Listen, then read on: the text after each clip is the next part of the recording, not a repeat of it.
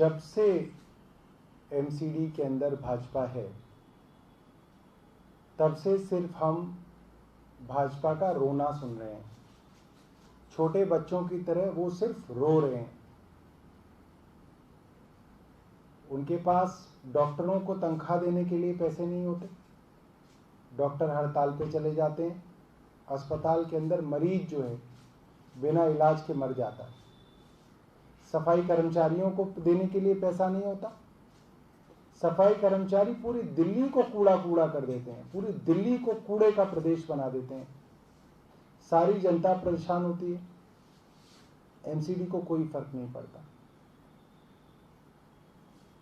जब एमसीडी का चुनाव भाजपा ने लड़ा तो उन्हें मालूम था कि भाजपा को मालूम था कि एमसीडी का कितना बजट है। उनको मालूम था कि जो उनके यहाँ मुलाजिम हैं, जो उनके यहाँ कर्मचारी हैं, उनको तनख्वाह देनी पड़ती है। ये कोई नई बात नहीं है। इसको जानते बूझते उन्होंने चुनाव लड़ा और एमसीडी की जिम्मेदारी ली। हम भाजपा को ये कहना चाहते हैं और दो टूक कहना चाहते हैं कि रोना बंद करो, बच्चों की तरह रोना बंद किया जाए। अगर आपको तनख्वाह देने की अक्ल है, अगर आपके अंदर इतनी जिम्मेदारी है कि आप तनख्वाह दे सकें, तो आप एमसीडी चलाओ, और अगर आप नहीं चला सकते तो आप इस्तीफा दो, एमसीडी को खाली करो। हम इतने ही फंड में, इतने ही बजट में एमसीडी चला के दिखाएंगे और अच्छी तरह से चला के दिखाएंगे। हमारे जितने भी कार्यकर्ता हैं,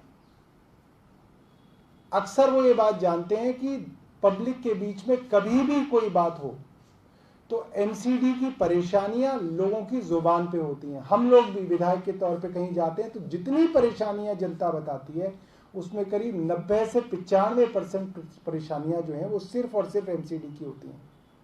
तो मैं अपने कार्यकर्ताओं को, अपने नेताओं को, सब लोगों को ये कहना चाहता हूं कि अब आपको कोई भी मिले, लोग परेशान हैं, लोग बात करते हैं, लोग कहते हैं कि जी हमारे यहाँ झाड़ू नहीं लगती, आप उनसे कहिए कि जी एमसीडी हमें दो, हम झाड़ू लगाएंगे।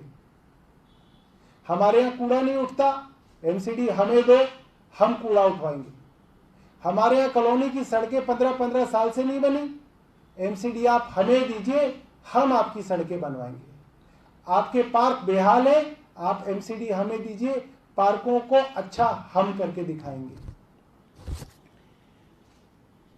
तनख्वाह जो नहीं मिल रही एम्प्लॉइज को, कर्मचारियों को, एमसीडी हमें दीजिए, हम आपको तनख्वाह दिलवाएंगे। डॉक्टरों को तनख्वाह नहीं मिल रही, एमसीडी आप हमें दीजिए, हम आपको तनख्वाह दिलवाएंगे।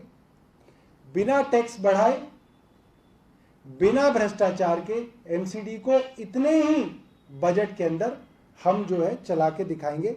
ये बात हम सबसे कहना चाहते हैं। नालों की सफाई नहीं होती, नाले जब जब बरसात आती है पूरी दिल्ली डूब जाती है, एमसीडी आप हमें दीजिए, हम दिल्ली को पूरी बरसात के वक्त में भी बिल्कुल साफ सुथरा, बिना जल भराव के आपको दिल्ली को करके दिखाएंगे। एक वर्ल्ड क्लास दिल्ली बना के दिखाएंगे।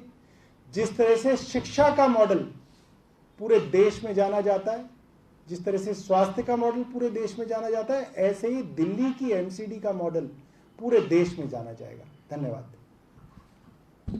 कोई सवाल है तो बताइए जी। सर, कल एमसीडी में मेयर साउथ दिल्ली मेयर उन्होंने कॉन्फ्रेंस रखा था, उसमें बताया था कि 1100 करोड़ जो है दिल्ली सरकार हमें नहीं दे रही है, तो पेंडिंग है इसलिए। वो उनका सालों से यही रोना है।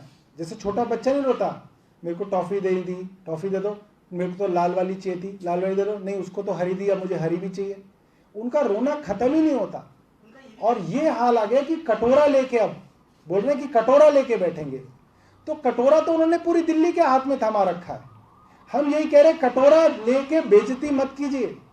दिल्ली की एमसीडी का नाम आखिरी आया है। सफाई के सर्वे के अंदर जो केंद्र सरकार ने सर्वे किया, इन्हीं की सरकार ने सर्वे किया, उसमें ये आखिरी है।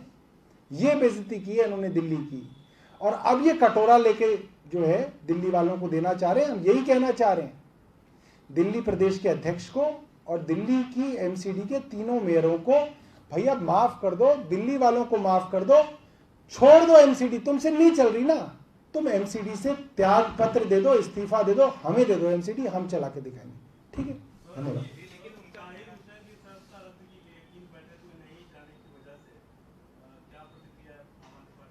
जो प्रोसीजर होगा वो करेगा, हमारी प्रक्रिया से कोई प्रोसीजर कोई ना बदलता है, जो प्रोसीजर होता है वो चलना चाहिए।